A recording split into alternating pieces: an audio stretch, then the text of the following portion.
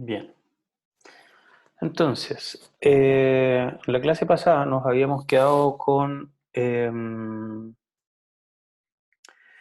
¿cómo se llama? Con las representaciones de las splines.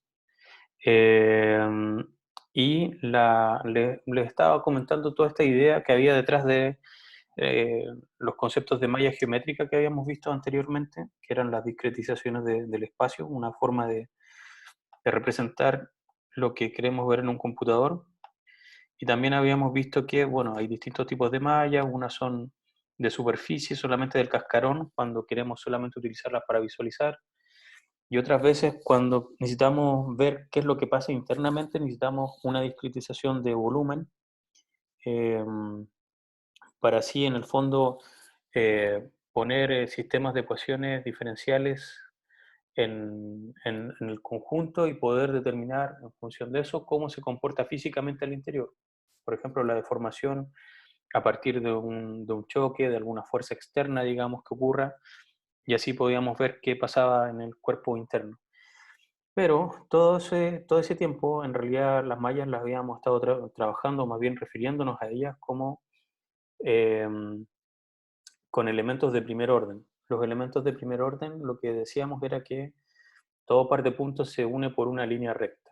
Y lo que tenemos también en la computación gráfica, una forma de representar cosas que son curvas, es que podemos unir dos puntos por algo que ya es una curva netamente tal, y por lo tanto con menos puntos podemos aproximar la geometría compleja, digamos, en vez de utilizar un montón de elementos lineales o de primer orden, eh, que en el fondo, como estábamos conversando, pues había siempre un trade-off entre que, por un lado, puedo manejar una mayor cantidad de elementos, pero son elementos más fáciles de tratar, como serían los elementos lineales, o por otro lado, puede que en algunos casos yo gane utilizando menos elementos, pero esos elementos a su vez son más complejos de tratar, y que serían estos que tienen las curvas.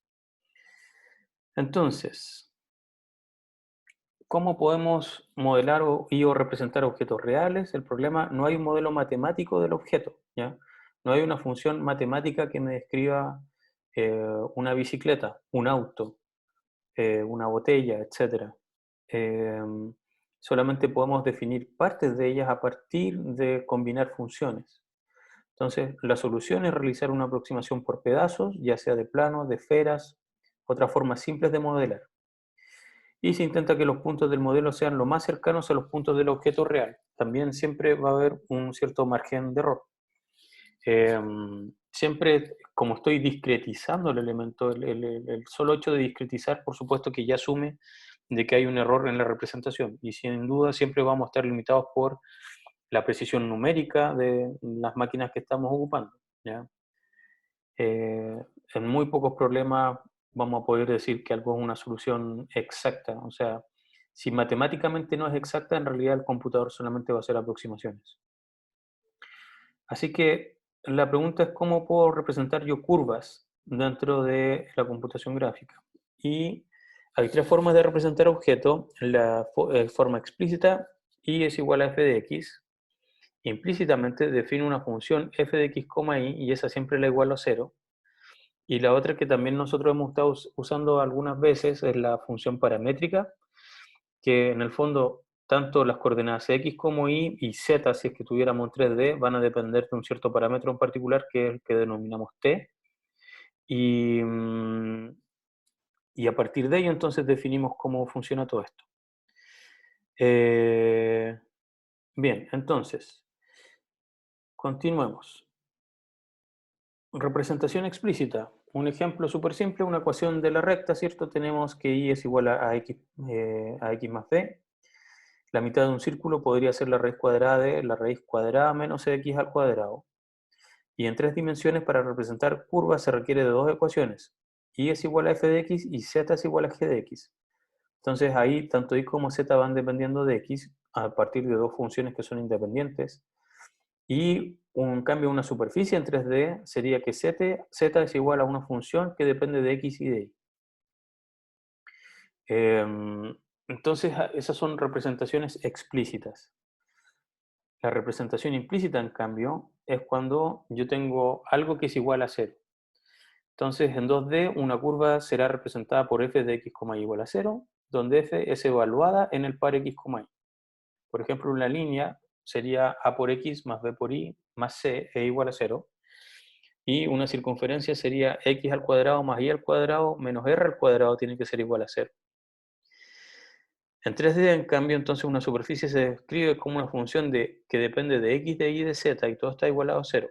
Una esfera entonces sería x al cuadrado más y al cuadrado más z al cuadrado menos r al cuadrado, va a ser igual a cero. Y una curva corresponde a la intersección de dos superficies. Así que f de x, y, z es igual a cero, y g de x, y, z es igual a cero. Y cuando yo intersecte estas dos, entonces eso me va a dar una curva en 3 dimensiones. Una observación ahí, el punto x, y, z debe pertenecer a ambas superficies. Naturalmente porque estamos hablando entonces de intersecciones. Bien. Y la paramétrica, por otro lado. Hablábamos nosotros de que cuando estamos hablando de representaciones paramétricas, todo se deja establecido en función de un parámetro que denominamos t, que es la variable independiente.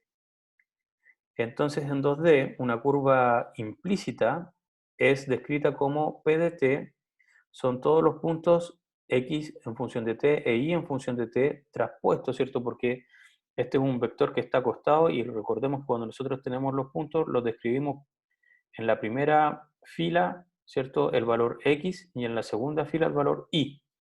Por eso esta es traspuesta. Con un t que va a variar entre el rango de t1 a t2. La derivada representa la tangente de la curva y es perpendicular a la normal del punto. Entonces la derivada de p en función de t a de t son las derivadas parciales de x en función de t e y en función de t y todos otros traspuestos. Y naturalmente muchas veces lo que se hace es normalizar de modo tal que t1 es 0 y t2 es 1, es decir, nuestro parámetro t siempre lo hacemos variar entre 0 y 1. ¿Ya? Esto sería la representación paramétrica entonces de una semicircunferencia, ¿cierto? En realidad un cuadrante. Tenemos que x va a ser igual al coseno de alfa, donde ese alfa va variando entre 0 y pi medios, e y va a ser igual al seno de alfa, ¿ya? Para el mismo alfa. Y entonces una forma de representar esto paramétricamente es que x es 1 menos t al cuadrado sobre 1 más t al cuadrado, y y va a ser 2t sobre 1 más t al cuadrado, con t variando entre 0 y 1. Y esos puntos entonces me describen paramétricamente en función de t, ¿cierto? Esta semicircunferencia. Así que de esa forma yo puedo ir representando paramétricamente distintos tipos de figuras. Ok, una superficie paramétrica requiere dos parámetros. Tanto el x como el y como el z van a depender de u, b, ¿ya? Donde la representación matricial es que el punto que depende de dos parámetros u y b va a ser la componente x, y z, todo esto traspuesto, es decir, x primera fila, y segunda fila, z tercera fila, y cada uno dependen de u, b. Entonces, aquí observación, los puntos de la superficie son generados por la variación de los parámetros u, b. ¿Ya? Yo voy jugando con estos dos parámetros y esto me va a permitir entonces generar la representación del objeto que yo estoy buscando. Curvas polinomiales paramétricas. Entonces, si consideramos una curva P de t que tiene sus coordenadas x, y z de t, la curva paramétrica polinomial de grado n es P de t, definido como la sumatoria desde k igual 0 hasta n, de t a la k por b sub k. ¿Ya? Una curva paramétrica polinomial de grado n requiere de n más 1 puntos de control. Los puntos de control los vamos a ver ahora a continuación. Y la idea entonces es que yo voy viendo mi parámetro t, cómo lo voy haciendo variar, en función del polinomio que estoy intentando representar. ¿Ya? Y para cada uno de estos voy a tener un cierto coeficiente que va a hacer que mi curva varíe, ¿ya? Entonces, lo importante aquí es que para poder representar paramétricamente un polinomio de grado n, requiero de n más 1 puntos de control. ¿Qué es formalmente un spline? En aplicaciones gráficas, un spline es un conjunto de curvas que se forma con secciones polinómicas. Satisfacen condiciones de continuidad en las fronteras y se definen especificando los puntos de control. Los puntos de control establecen la forma general de la curva y forman las ecuaciones paramétricas polinomiales que definen la curva. Entonces tenemos dos casos, uno por interpolación y el otro por aproximación. Entonces, un spline en el fondo es una curva eh, que, me va a permitir representar la figura geométrica que yo estoy buscando. Y para ello tengo ciertos puntos de control que van a hacer que la spline varíe, ¿ya? De una a otra forma. Aquí tenemos entonces un ejemplo, ¿ya? Esta es una spline por interpolación. Si la spline contiene todos los puntos de control, se dice que la curva interpola los puntos. Entonces, aquí en rojo vemos cada uno de los puntos de control con los que yo estoy utilizando esta spline. Estoy interpolando esta spline. Y por lo tanto, entre ellas yo veo que esto se va curvando, ¿ya? Y va intentando representar una figura que es la que yo quiero representar en ese momento. Este tipo de spline es particularmente útil en procesos de digitalización de datos y especificación de trayectos para animación. Entonces, por ejemplo, si yo tengo un objeto tridimensional, yo podría definir una curvatura, por ejemplo, una taza, ¿ya? Voy a definir ciertos puntos de control y con estos puntos de control, que yo sé que están exactamente sobre la taza, ¿ya? Estos puntos de control están sobre la taza en su superficie. Luego yo puedo ir haciéndolos variar para que esto describa efectivamente la curvatura que tiene mi taza. Ahora, spline por aproximación. Si la spline no contiene los puntos de control, se dice que la curva aproxima los puntos, ¿ya? Este tipo de curva es usada en herramientas de diseño para estructurar superficies de objetos. Entonces aquí yo no tendría los puntos sobre la superficie de la taza, sino que estarían algunos más afuera, otros adentro de la taza, y en función de ello yo hago que la curva vaya haciendo esto que está aquí. Si por ejemplo este punto yo lo tiro más hacia arriba, entonces esta curva va a venir más se va a pronunciar más, ¿ya? Entonces tengo puntos de control que no pasan exactamente por el borde de la superficie que yo quiero representar, que es la línea amarilla, sino que yo empiezo a mover estos puntos y eso va a definir el borde, ¿ya?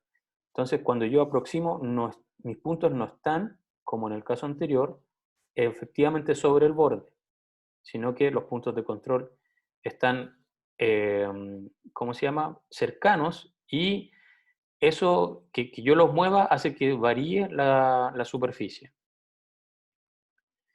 ¿Por qué aproximación necesita más puntos de control que por interpolación? Em, Te da más, tiene más opciones en realidad. Eh, de hecho, por ejemplo, si yo fijo este punto acá, este punto de control lo fijo acá y este lo empiezo a variar, sin mover el resto, esto va a empezar, digamos, a hacer que esta curva cada vez se venga pronunciando más hacia arriba.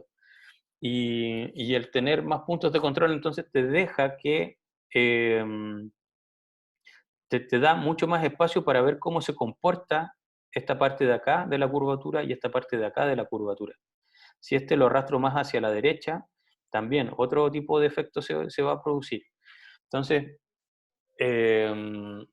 esto lo que se dice es que en herramientas de diseño, cuando tú no estás, estás creando un objeto, ¿ya?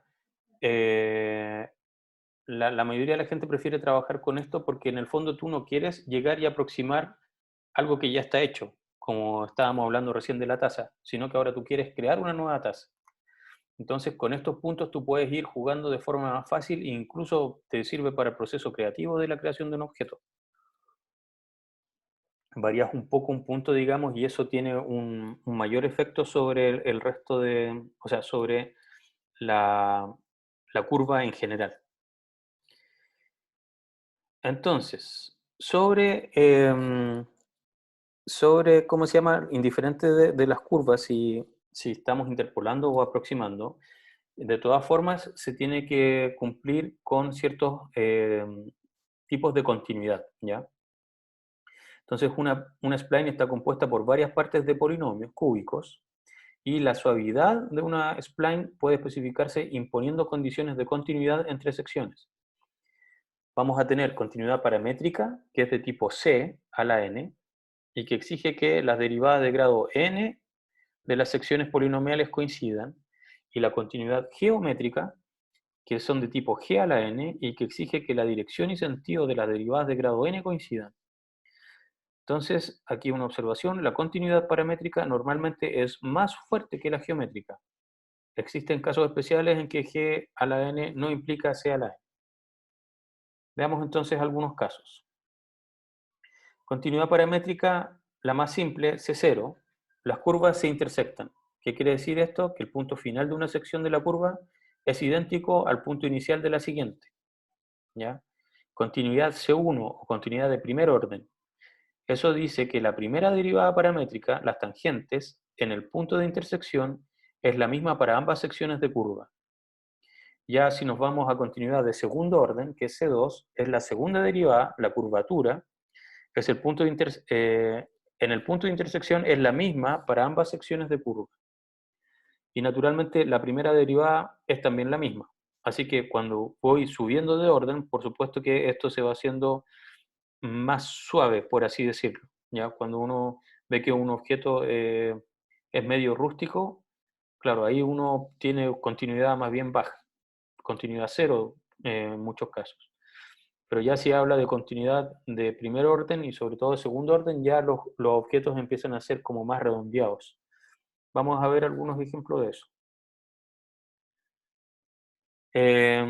Entonces, en general, la continuidad de orden C a la n indica que la dirección y magnitud de la enésima derivada del polinomio con respecto a t tiene que ser, tiene que mantener la misma dirección y magnitud, ¿ya? La continuidad paramétrica ahora. Entonces, la continuidad de orden C0 es de esa forma. De primer orden es esto. Aquí estoy viendo que la primera derivada se cumpla. Aquí obviamente la primera derivada no se cumple, sino que solamente el punto es común entre este segmento y este otro segmento. Aquí vemos que hay una continuidad en la primera derivada y aquí ya hay continuidad en la segunda derivada.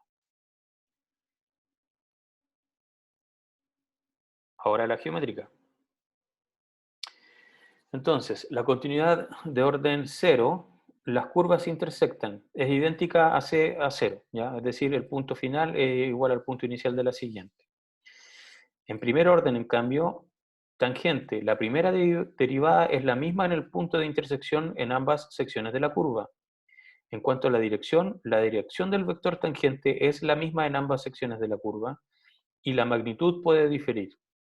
En cambio, cuando hablamos de segundo orden, de continuidad de segundo orden geométrico, la curvatura, lo que ocurre entonces es que la segunda derivada paramétrica es la misma en ambas secciones y la primera derivada también, ¿ya?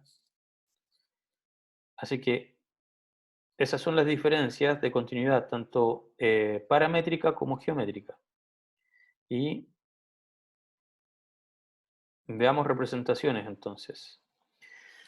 Volviendo a la representación paramétrica, yo aquí estoy teniendo polinomios de grado 3, ¿cierto? Para cada uno de mis componentes x, y z en función de mi parámetro t, ¿ya? Entonces, estos coeficientes a, b, c y d pueden variar entre cada una de estas componentes y eso es lo que va a hacer que en 3 dimensiones va a definir de qué forma va a existir la curvatura de esto, ¿ya? Entonces aquí tenemos algunos ejemplos. La curva de Bézier.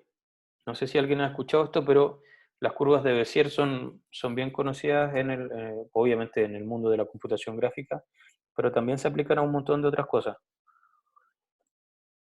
Entonces, el polinomio de Bézier de forma paramétrica es P de t, y que es la sumatoria de los P sub k por ¿cómo se llama? Un binomio, o en realidad una función que depende de dos parámetros, k y n, en función de t. Y lo que vemos aquí entonces es que este P sub k corresponde a las coordenadas x, y z, ¿cierto? De mi punto késimo, pero este coeficiente b es c factor de n por k por t elevado a k factor de 1 menos t por n menos k.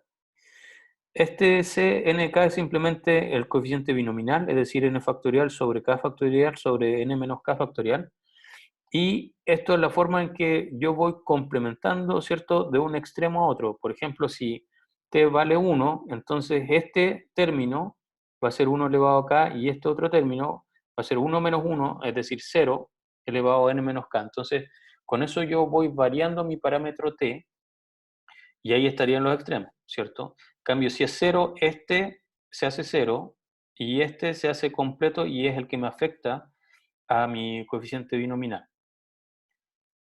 Entonces, ¿qué ocurre con las curvas de Bézier? Dice, utilizando 4 puntos de control P sub i, el polinomio de Bézier es P sub 0, factor de 1 menos t al cubo, más P sub 1, factor de 3t por 1 menos t al cuadrado, más P sub 2, factor de 3t cuadrado por 1 menos t, y finalmente más P sub 3, factor de t al cubo. Este polinomio entonces tiene una representación matricial como la que aparece aquí. Tenemos estos factores, aquí tenemos los distintos p, que son nuestros coeficientes, ¿cierto? Y con eso podemos obtener la representación matricial. Por ejemplo, aquí me quedaría menos P sub 0, ese P sub 0, ¿de dónde viene?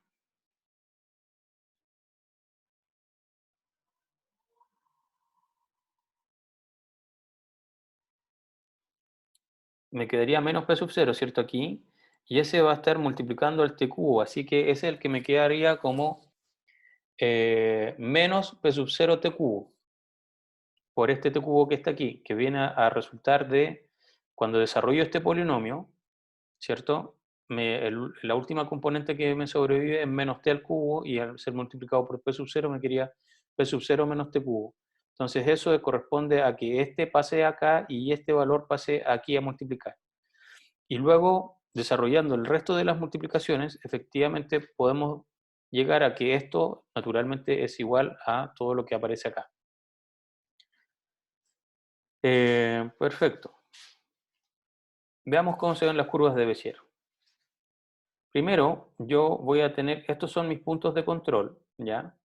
Y estoy trabajando con 4 puntos de control.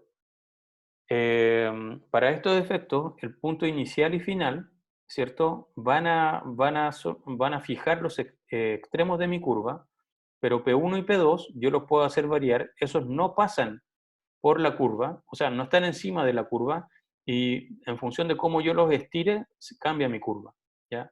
Entonces P0 aquí está efectivamente en el inicio, P3, que es el punto final, está en el final, pero si varío P1, lo tiro hacia abajo en función de aquí, entonces esta curva se distorsiona completamente en relación a la primera curva que teníamos acá, ¿ya? Entonces con estos 4 puntos de control, yo puedo hacer distintos tipos de curvaturas.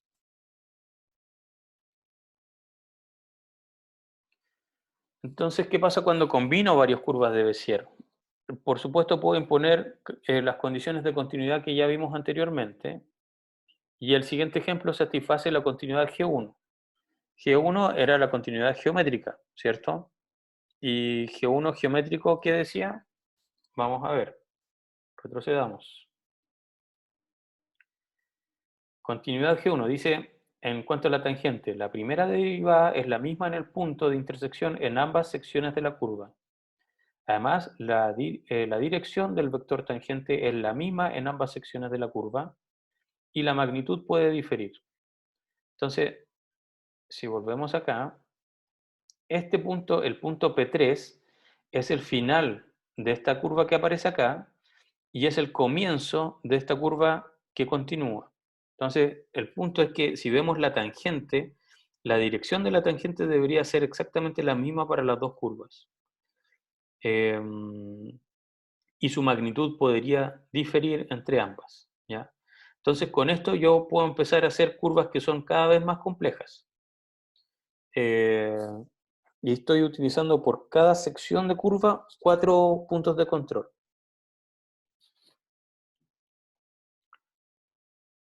Las curvas de Hermite. Hermite, un segmento de curva polinomial cúbica. Sus puntos de control corresponden a los puntos extremos P sub 0 y P sub 1 y los vectores tangentes P sub 0' y P sub 1', ¿ya? Usando estos valores, se despejan las incógnitas B sub k de la ecuación paramétrica normalizada y se obtienen esta representación matricial.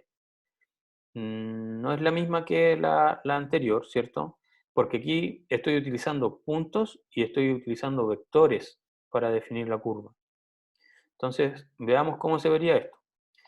Si tengo el punto inicial P sub 1 y el punto final P sub 4, además voy a tener una normal, un cierto vector que está sobre P1 y que me indica hacia dónde parte esto.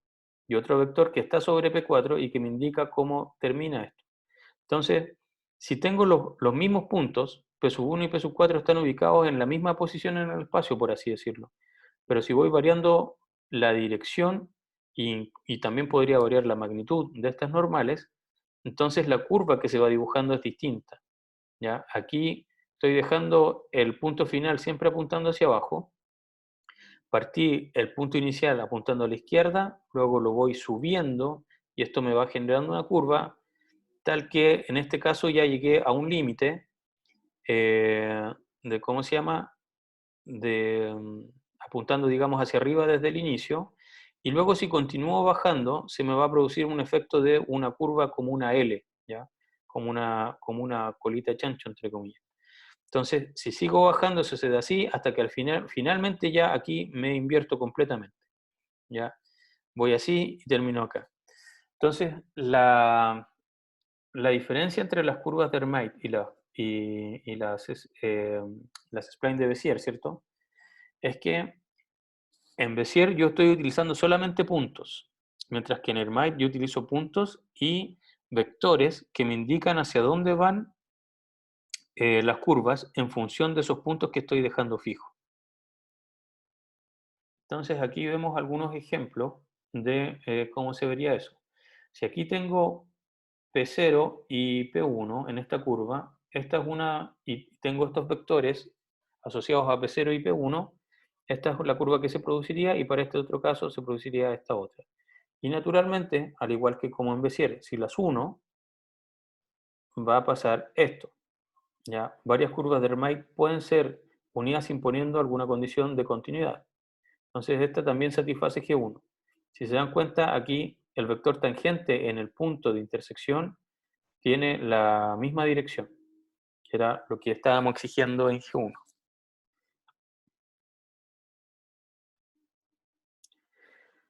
Una spline cúbica natural interpola todos sus puntos de control, ¿ya? Pero son difíciles de manipular. Cualquier cambio en un punto afecta a la curva completa. Por eso entonces es que las B-spline con curvas de aproximación no interpolan los puntos de control, permiten una manipulación local de la curva y requieren menos cálculos para la determinación de sus coeficientes. Entonces, ahí estamos viendo la diferencia entre interpolar algo y aproximar algo. Cuando aproximo, si volvemos, ¿cierto? Dijimos que cuando aproximamos, aquí, bueno, perdón, cuando hacemos la interpolación, estamos pasando exactamente por los puntos. Mientras que cuando aproximamos tenemos puntos de control, ¿cierto? Que no necesariamente pasan por la curva y, y eso nos permite, digamos, resolver, o sea, obtener la curva que nos permita representar el dominio que queremos representar. Ahora ustedes me van a decir, pero profe, si acaba de decir que los puntos de partida y de final pasan sobre la curva, de acuerdo, pero son los únicos que pasan sobre la curva porque los necesito para saber cómo voy a partir y cómo voy a finalizar. Pero los demás puntos de control van, que ya no están sobre la curva en sí, entonces esos son los que me van a definir cómo se deforma esto, que es finalmente lo que yo estoy buscando. Y en el caso de Hermite, no voy a tener puntos, sino que van a ser vectores, que también los pueden ver como puntos si quieren, vectores que nacen desde este punto y en función de hacia dónde estos apunten y también de su magnitud, es que yo voy a ver cómo se deforma esto que está acá. Entonces, ¿qué dijimos? Cuando estábamos comparando aquí, perdón, me pasé, nevermind, ¿cierto? Cuando aproximo, ya dice que se requieren menos cálculos para determinar los coeficientes.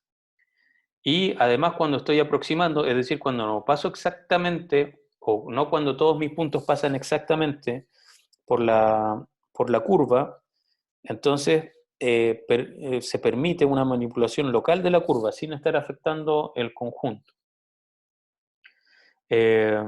Así que por eso muchas veces, y es natural, pues, o sea, el nombre lo dice, cuando yo estoy aproximando algo, por supuesto que me puedo dar ciertas ventajas y la aproximación al no ser exacta, naturalmente voy a reducir el nivel de representación, pero voy a ganar en simplificación. Así que no voy a hacer algo exacto, pero voy a ganar en tiempo al final, a fin de cuentas. Mientras que cuando estoy interpolando, estoy trabajando con algo que es difícil de manipular y cualquier cambio en un punto va a afectar la curva completa. ¿Ya? Ok. B-spline cúbicas. Entonces, las B-spline cúbicas aproximan una serie de m más un punto de control. ¿Ya? Eh, Voy a tener de p sub 0 hasta p sub m para un m mayor o igual que 3, sobre una curva consistente de m menos 2 segmentos polinomiales cúbicos, de q sub 3 hasta q sub m. Y usaremos un parámetro t secuencial, de manera que q sub i está definida para un t que varía entre t sub i y t sub i más 1, y un i que varía entre 3 y m.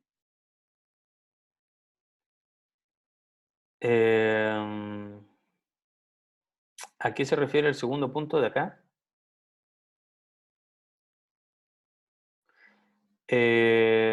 Sobre una curva consistente de m menos 2 segmentos polinomiales cúbicos. Es decir que yo aquí estoy uniendo segmentos, ¿cierto? Y por lo tanto, yo parto con mínimo 3 puntos de control. Así que si, por ejemplo, tuviese exactamente 3 puntos de control, podría tener un solo segmento, ¿ya? Porque m vale 3. Y entonces ese segmento, que es el único que tengo, sería q sub 3 y sería un segmento que es de forma polinomial, ¿cierto? Y cúbico. Y si ya tuviese más puntos de control, por ejemplo, un cuarto punto de control, entonces ya podría tener dos segmentos, que sería, por ejemplo, el caso de acá. Si paro aquí, parto acá, ¿cierto? En este segmento que está con verde y este que es calipso. Entonces aquí efectivamente tengo 4 puntos de control. Tengo dos segmentos, Q sub 3 y Q sub 4, que en función de estos 4 puntos de control eh, van a tener ese tipo de curvatura. Ok. Y en las Uniform Non-Rational B-Splines. El caso de este tipo de curvaturas, tenemos los knots, ¿cierto? Puntos de unión entre Q sub i menos 1 y Q sub i, X espaciado sobre los intervalos de t. Entonces necesitamos que t sub i más 1 y t sub i sea constante. Y asumiremos que este intervalo va a ser, la diferencia va a ser 1. Entonces cada segmento de mi curva queda definido por esa ecuación que aparece ahí, con un t que va a ir variando entre los segmentos y con mis ¿cómo se llama? Con mis puntos de control que tienen que ser por lo menos 3 y voy a llegar hasta un total de n. Entonces, veamos, aquí yo ya tenía definidos mis puntos de control que son 4 y los nodes son puntos de unión entre los segmentos, ¿ya? Por supuesto, el primer node va a ser donde comienza el primer segmento y ya el segundo node va a quedar definido entonces como la unión entre el primer segmento y el segundo. El tercer node va a ser la unión entre el segundo y el tercero y así sucesivamente. Entonces aquí tendríamos una representación en donde tengo los nodes Q sub 3, Q sub 4, Q sub 5, etcétera, y tengo estos puntos de control de P sub 0 hasta P sub 8. ¿Y qué estoy haciendo esto? Es que, si se dan cuenta, antes yo necesitaba que em, por cada segmento yo estaba utilizando 4 cosas, entre comillas.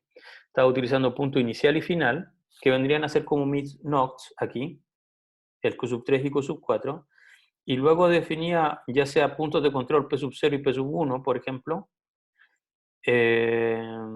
y con eso en el fondo yo ya podía definir una cierta curvatura.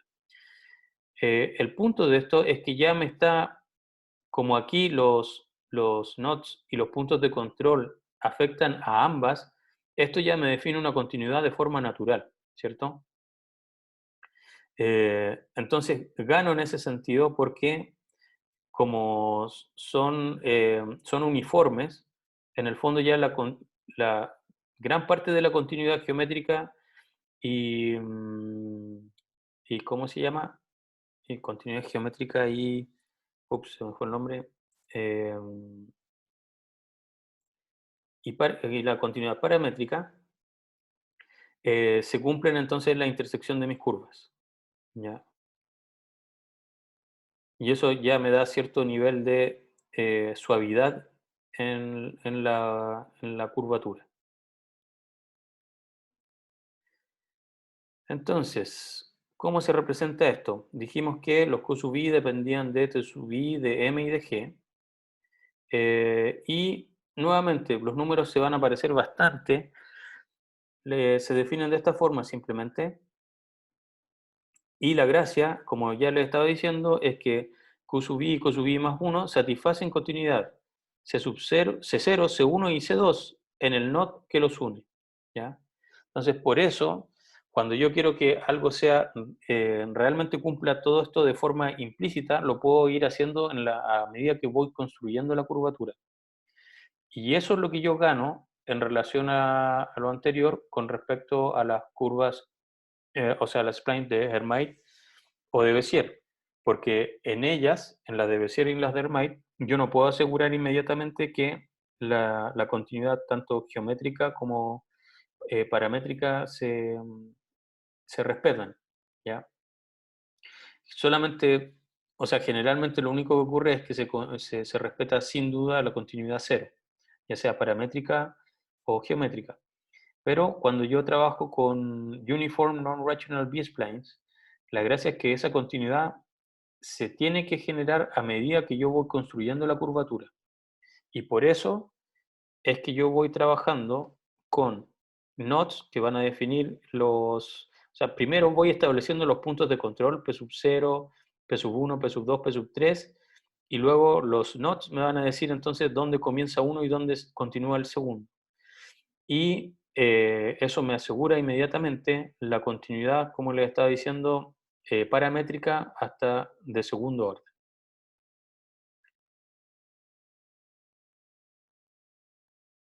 Y eso. Entonces, ¿hay alguna consulta hasta aquí? ¿Estamos bien?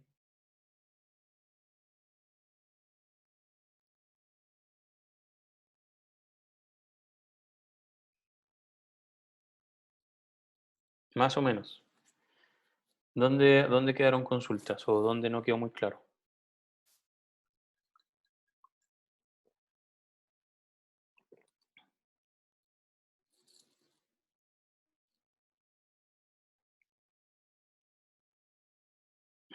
Es mucha información, sí, sin duda. Sí, sí, esto hay que madurarlo un poquito. Eh, ok, entonces, miren, les voy a mostrar unos ejemplos. Me voy a salir de aquí de la diapositiva. eh, y voy a abrir. ¿Alguien ha utilizado alguna vez Inkscape?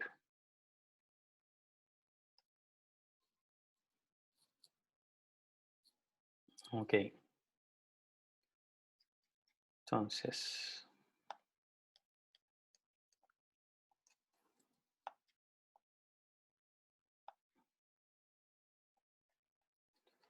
voy a compartir. ah,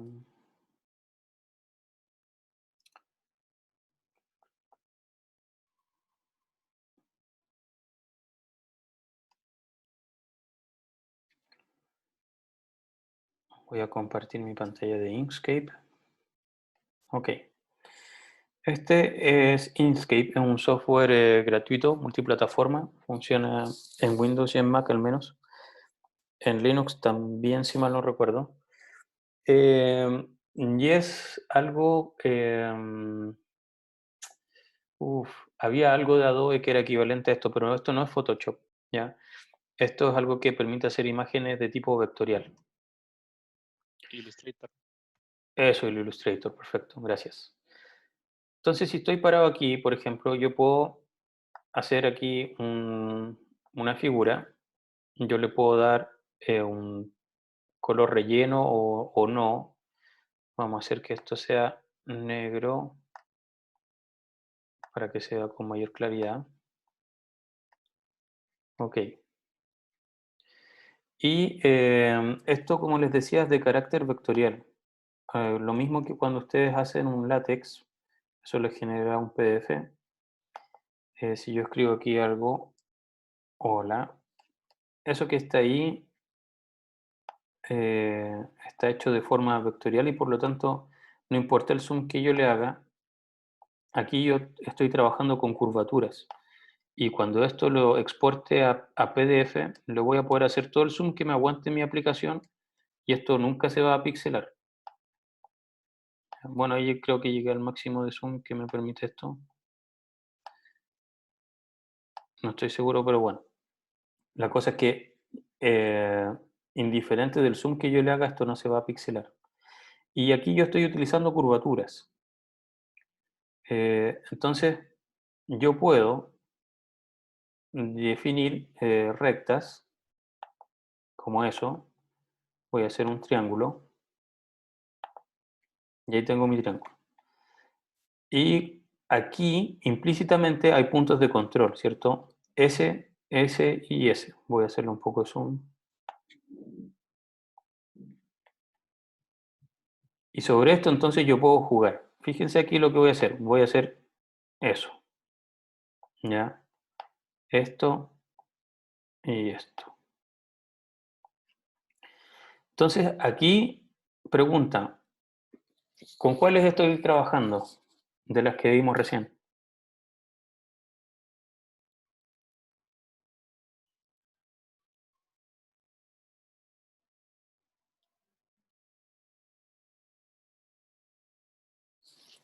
¿Cuáles creen que son estas? Bezier, Hermite, Non-Ration and B-Splines. Hermite, correcto. ¿Por qué? Porque en Hermite lo que ocurría era que yo tenía un punto de control inicial y final para un segmento y luego tenía normales. Fíjense lo que voy a hacer aquí. Yo puedo correr esta normal en una u otra dirección y eso va a cambiar la curvatura de, o sea, valga la redundancia, la curvatura de mi curva, ¿ya? Y puedo jugar con eso de forma independiente. Incluso puedo hacer cosas así, donde en algún momento ya me voy a dar vuelta, y ahí se generó entonces esta como colita chancho. Puedo continuar, perdón, puedo continuar aquí hasta que volví y ahí se volvió a dar vuelta. Fíjense lo que ocurre aquí en esta esquina, ¿cierto? Fíjense cómo de pronto salta la punta. Estaba así, ¿cierto? Dos segmentos que vienen a unirse aquí, incluso podría tenerlos con la misma. Esto podrían verlo ustedes como que fuera la derivada, ¿cierto? Y apunta en la misma dirección y de pronto sigo bajando y ahí saltó un cachito, ¿ya? Saltó ese cachito hacia allá y ahí puedo seguir jugando con esto. Entonces, estos les permite a ustedes hacer con pocos puntos, les permite hacer una curva tan compleja como ustedes quieran. Si yo a esto le hago zoom out, entonces ustedes pueden generar una figura vectorial. De hecho, puedo hacer esto. Voy a, quiero mantener el aspecto de radio, así que le pongo un candadito ahí, lo agrando. Fíjense que no se pixela para nada, todo sigue, digamos, manteniendo todas las curvaturas que yo ya definí previamente. Ahora, ustedes podrían decir, podría yo preguntarles, ¿qué pasa aquí con la continuidad? ¿Qué tipo de continuidad tiene esta curva?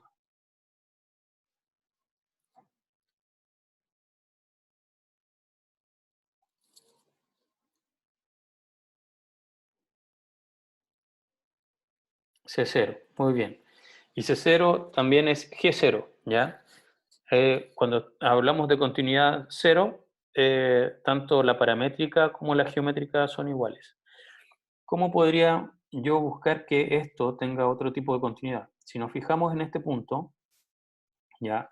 Si yo hago que esta normal, o sea que aquí las dos tengan como la misma dirección, ahí nos dimos cuenta que esto ya se volvió mucho más suave, ¿cierto?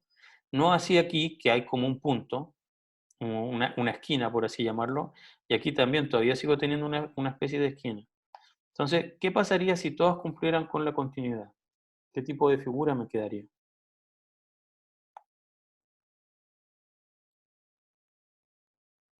Me quedaría algo un poquito más cercano, digamos, a una especie de huevo deformado, por así decirlo. Pero la gracia de esto es que yo puedo pedir y exigir que este punto, acabo de hacerle clic a ese punto, y pedirle, aquí arriba tengo continuidades, ¿ya? Por ejemplo, esta, hacer simétricos los nodos seleccionados. Esto, autosuavizar los nodos seleccionados. Este es, ok, este de aquí era convertir en esquinas los nodos seleccionados. Veamos esa. Fíjese lo que pasó ahí. Ahora, si yo muevo esta, se mueven las dos, ¿ya? Porque ahí estoy exigiendo cierta continuidad. ¿Y qué pasa si me voy a un extremo? Ahí como que me puedo dar vuelta, ¿cierto? Formar un 8. También la magnitud va a ser la misma en ambas. Ah, no, perdón, ahí, perdón, ya. O sea, la magnitud no es la misma en ambas, perdón, no quería decir eso. Em, pero la dirección sí, si yo la muevo hasta hacia acá, la otra se mueve también. Entonces ahí yo estoy asegurando cierto nivel de continuidad. Aquí también podría exigir lo mismo. Quiero continuidad. Y veamos qué pasa si agrando esto. Ahí se están agrandando las dos al mismo tiempo. Me puedo dar otra vuelta aquí, puedo achicar esto. Eh, y si hago eso, ya, ahí me puedo variar una sola en magnitud, pero la continuidad está asegurada. Y con esto también puedo hacer lo mismo. Acá, ahí estoy, puedo variar uno solo en magnitud, si quiero. eh, y puedo hacer, digamos, la figura que yo quiera con pocos puntos de control. Fíjense aquí que estoy con 3 puntos de control que están en inicios y finales de cada segmento, porque resulta que además se cierra esta curva. Es decir, tengo 3 segmentos y el inicio del primer segmento coincide con el final del tercer segmento. Entonces ahí tengo 3 puntos de control que pasan por la curva y además, dado que estoy exigiendo una continuidad, ¿qué continuidad sería esta? ¿Sería C1 o C2? ¿Qué creen?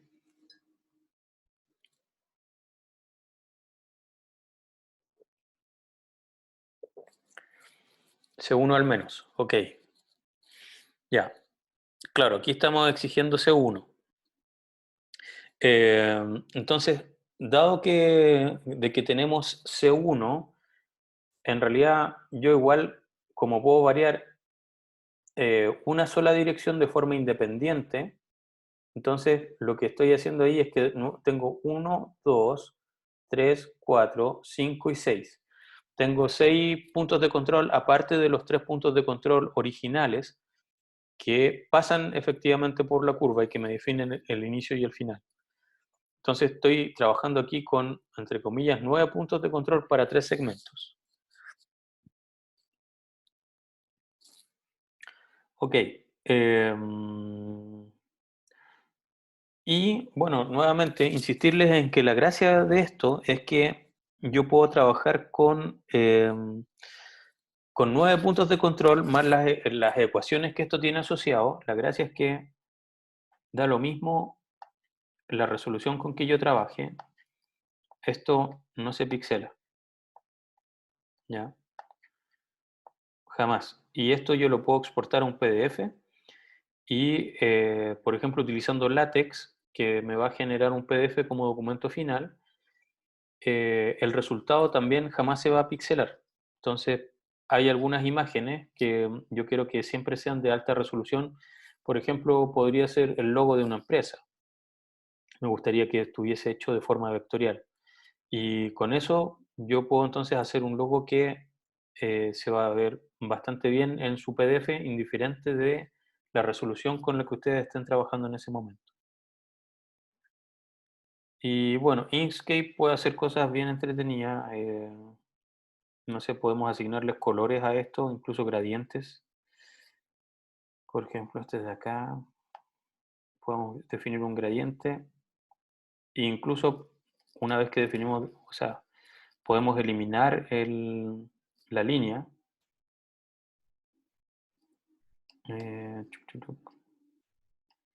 Aquí,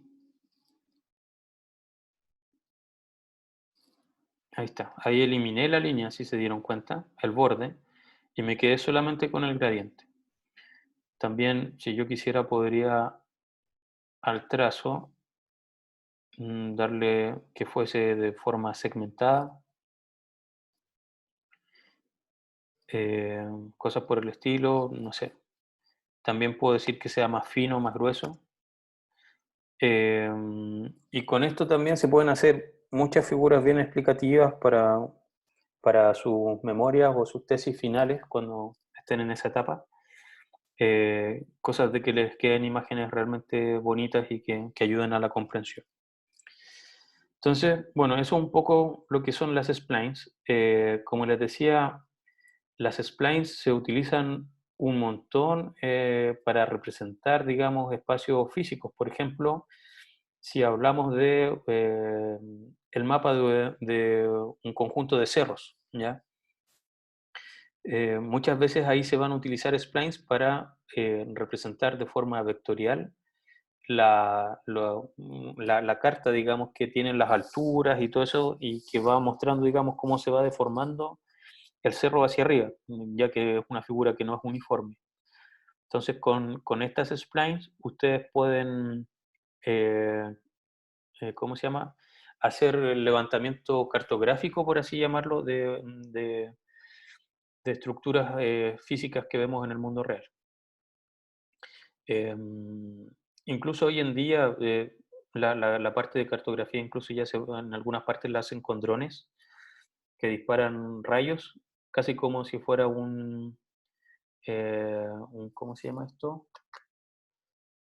Lo que se utilizan en los submarinos, que en el sonar, es como una especie de sonar.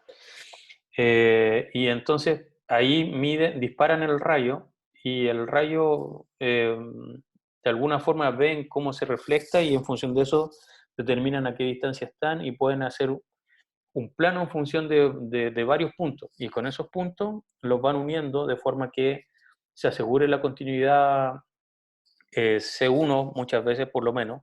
Para ello piden realmente que los puntos estén bien cercanos unos a otros.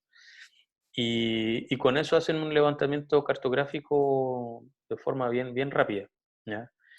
Y toda esa información, por supuesto, que es muy relevante en cosas como la minería, en donde luego a partir de eso ustedes quieren no solamente tener un plano bien exacto de cómo está la mina en la que están trabajando, sino que también le pueden ir añadiendo información como dónde están los camiones, dónde hay una máquina en este momento, si hago una tronadura en tal parte, qué va a pasar, cosas por el estilo. Y por supuesto haciendo update permanente porque es dinámico, o sea, todo el rato la mina está cambiando y por lo tanto, si extraen cierta cantidad de material, la idea es que eso va a deformar el plano y por lo tanto es muy útil contar con planos actualizados en función de esto.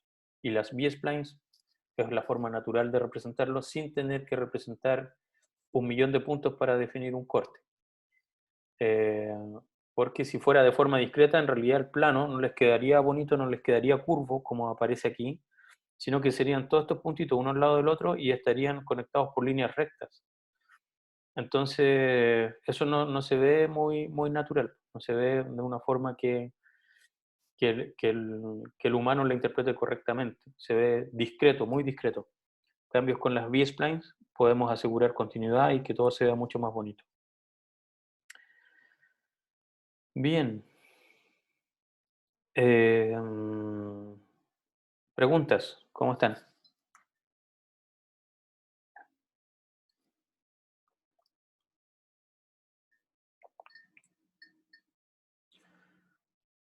Perfecto.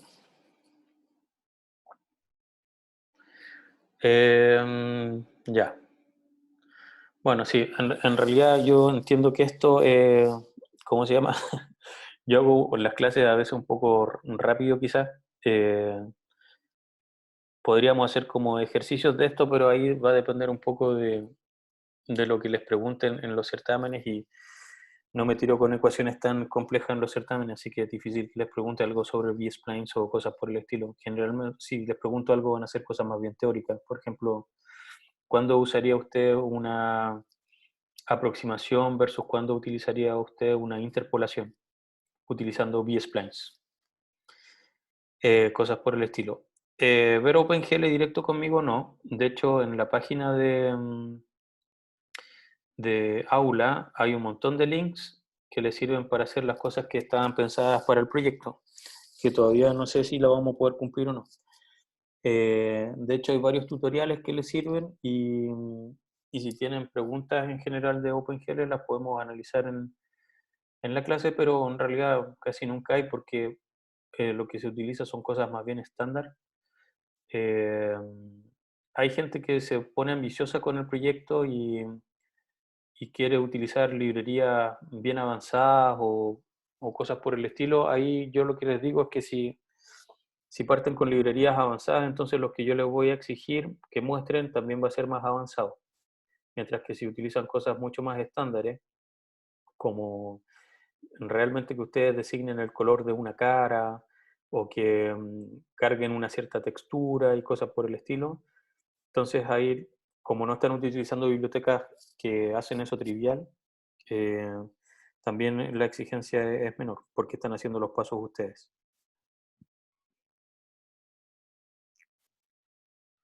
El proyecto sí, debería ser sí o sí de programar algo. Por último, o sea, en el peor de los casos sería que tengan que hacer alguna especie de animación. Mm, Dibujar un objeto y hacer que se mueva, que rote con respecto a algún eje, cargando alguna textura.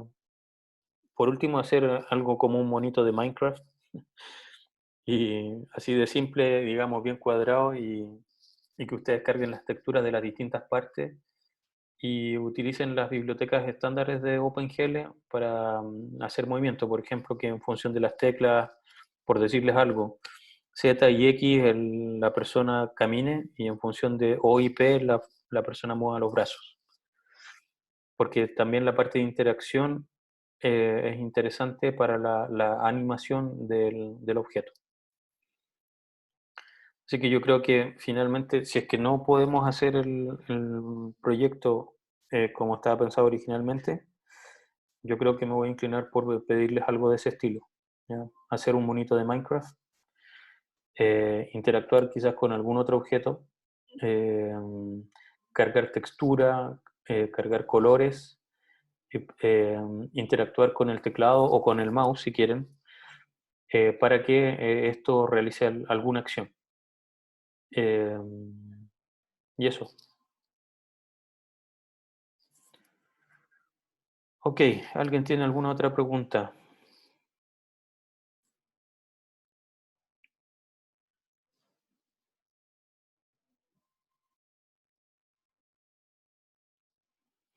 Sí, esa opción también sería con OpenGL.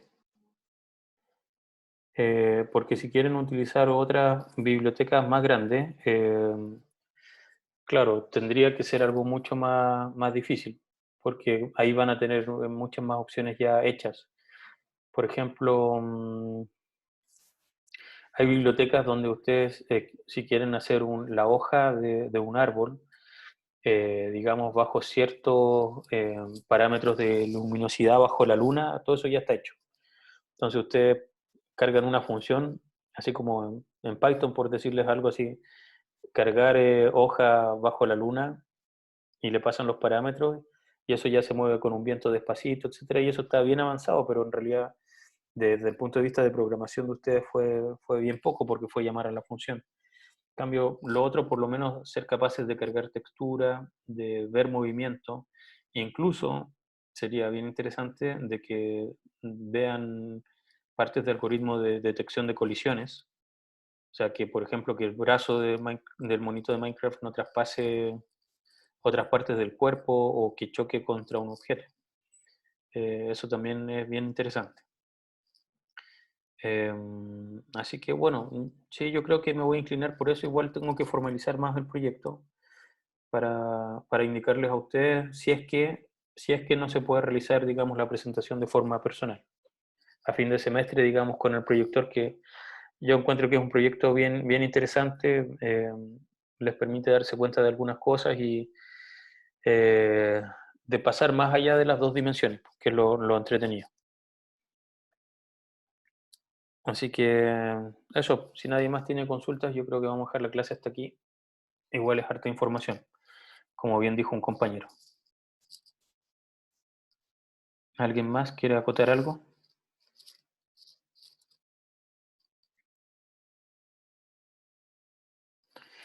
El plazo para enviar el paper, ok. Veamos eso al tiro. Voy a dejar de compartirles eso. Ah, no, no necesito eso. Voy a ir yo solo a donde está el calendario del curso.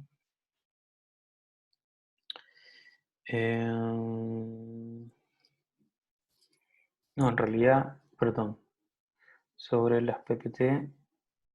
A ver, nosotros hoy día vimos splines. Nos queda ver iluminación, color, visibilidad, representación tridimensional, que es algo que se ve muy rápido porque ya hemos visto gran parte de eso, al igual que archivos VRML, que es un tipo de archivos que permite guardar cosas tridimensionales, y fractales. Ok, yo creo que tenemos clases como para máximo hasta la próxima semana, ¿ya? Y en realidad incluso podríamos terminar a comienzos de la próxima semana. Eh, Eso quiere decir, déjenme abrir aquí un calendario. A ver, voy a dejar de grabar porque esto no tiene sentido que quede en el video.